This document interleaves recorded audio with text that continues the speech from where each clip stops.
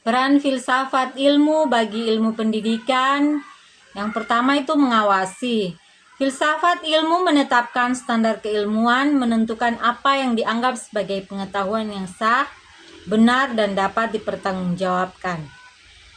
Yang kedua itu memperkuat eksistensi. Melalui kajian asal-usul dan tujuan ilmu, filsafat ilmu memberi alasan mengapa ilmu pendidikan ada dan diperlukan sebagai disiplin ilmu yang mandiri dan penting. Selanjutnya, menanamkan nilai. Filsafat ilmu menanamkan nilai-nilai keilmuan seperti objektif, kritis, rasional, jujur, dan terbuka. Nilai ini menjadi jiwa dari ilmu pendidikan, sehingga ilmu ini tidak hanya mempelajari cara mengajar, tetapi juga mengutamakan kebenaran dan kemanusiaan. Peran pendidikan bermakna bagi perkembangan filsafat ilmu. Jadi saya akan menjelaskan hubungan bersifat dua arah. Jika filsafat ilmu memberi dasar, maka pendidikan memberi ruang penerapan dan perkembangan. Pendidikan yang bermakna dan bernilai tidak hanya mentransfer pengetahuan, tapi melatih cara berpikir, bertanya, dan mencari kebenaran.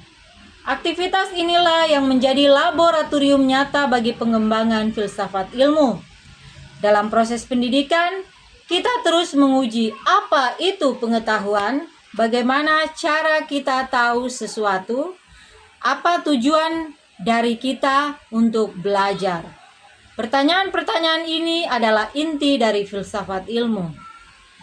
Melalui praktik pendidikan, nilai-nilai keilmuan dan cara berpikir filosofis diwariskan, disempurnakan, dan dikembangkan terus-menerus.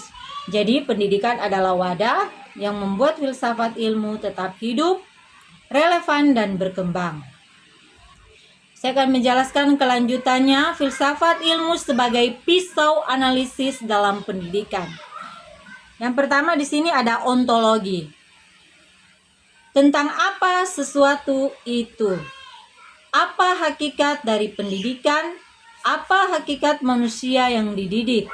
Apa hakikat ilmu yang diajarkan? Contohnya, jika kita memandang siswa sebagai wadah kosong, pendidikannya akan berupa pengisian. Jika memandang siswa sebagai makhluk yang berkembang, pendidikannya akan berupa pembimbingan. Yang kedua, epistemologi.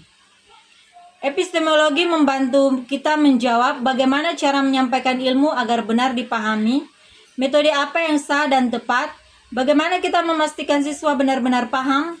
Ini berkaitan dengan metode pembelajaran, penelitian, dan cara menguji kebenaran. Yang ketiga, aksiologi. Aksiologi membantu kita untuk menjawab untuk apa pendidikan ini dilakukan, nilai apa yang ingin dibentuk, apakah ilmu yang diajarkan bermanfaat dan baik bagi manusia. Jadi dengan ketiga sudut pandang ini, masalah pendidikan tidak hanya dilihat dari permukaan, tapi dibedah sampai ke akarnya. Contoh penerapan nyata dalam dunia pendidikan. Yang pertama itu ada kurikulum merdeka. Didasari pandangan filsafat bahwa setiap manusia itu unik dan berkembang, berbeda, ontologi. Sehingga kurikulum memberi kebebasan berkreasi dan beradaptasi. Tujuannya agar pendidikan bermanfaat bagi kehidupan dan pengembangan potensi aksiologi. Dalam kurikulum, penyusunan materi tidak asal isi, tapi diatur berdasarkan urutan logika dan cara manusia belajar, yaitu epistemologi.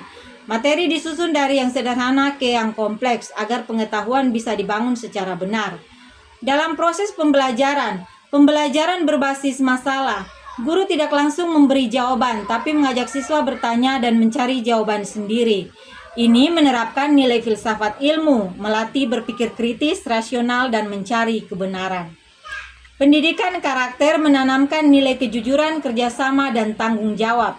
Ini adalah penerapan dimensi aksiologi bahwa pendidikan bukan hanya pintar otak, tapi juga berakhlak. Demikian video singkat dari saya, penjelasannya. Terima kasih.